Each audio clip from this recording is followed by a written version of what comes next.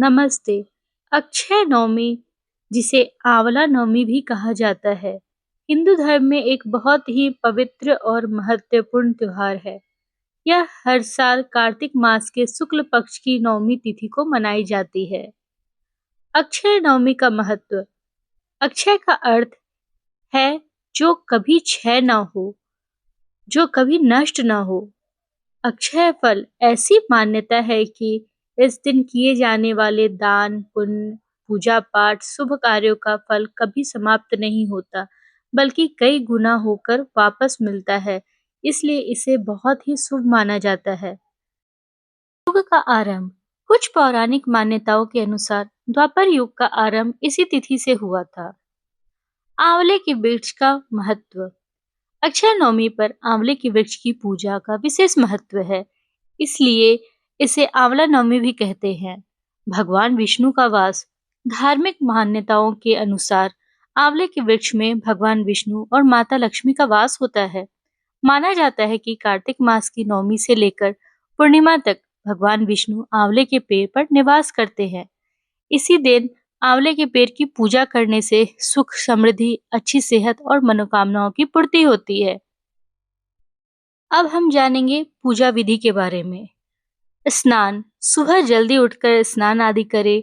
यदि संभव हो तो किसी गंगा नदी में स्नान करें। संकल्प। व्रत और पूजन का संकल्प लें। आंवला वृक्ष की पूजा करें। आंवले के पेड़ को जल अर्पित किया जाता है। पेड़ की परिक्रमा की जाती है 7 बार, 5 बार, 11 बार। कच्चा धागा या कलावा बांधकर पूजा की जाती है। धूप, दीप, फूल नैवेद्य अर्पित किया जाता है।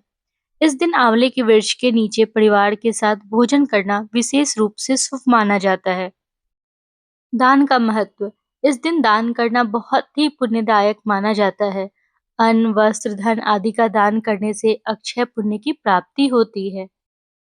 अब हम जानेंगे अक्षय नवमी से जुड़ी एक कथा। अक्षय नवमी से जुड़ी सबसे लोकप्रिय कहानी भगवान विष्णु और आंवला वृक्ष की है, जिससे ये दिन आंवला नवमी भी कहा जाता है। प्राचीन समय में देवी लक्ष्मी पृथ्वी पर आई और उन्होंने सोचा कि भगवान विष्णु और भगवान शिव दोनों की एक साथ किस रूप में पूजा की जाए। उन्हें यह बात पता चली कि आंवला का वृक्ष उन दोनों देवताओं को बहुत प्रिय है। तब देवी लक्ष्मी ने आंवला वृक्ष को भगवान विष्णु का प्रतीक माना और उसकी पूजा की। उन्होंने सबसे पहले आंवला वृक्ष के नीचे बैठकर वृक्ष की पूजा की और उसे भोजन अर्पित किया। पूजा से प्रसन्न होकर भगवान विष्णु और भगवान शिव वहां प्रकट हुए। देवी लक्ष्मी ने तब वृक्ष के नीचे ही भोजन किया।